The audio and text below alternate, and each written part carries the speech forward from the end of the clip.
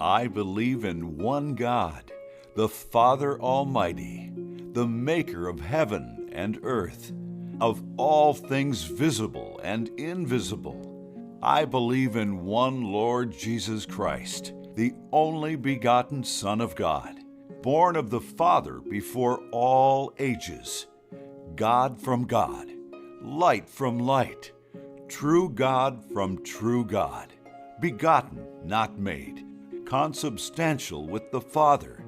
Through him all things were made, for us men and our salvation. He came down from heaven, and by the Holy Spirit was incarnate of the Virgin Mary, and became man.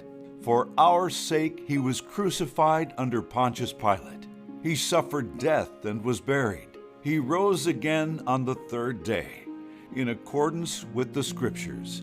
He ascended into heaven and is seated at the right hand of the Father. He will come again in glory to judge the living and the dead, and his kingdom will have no end.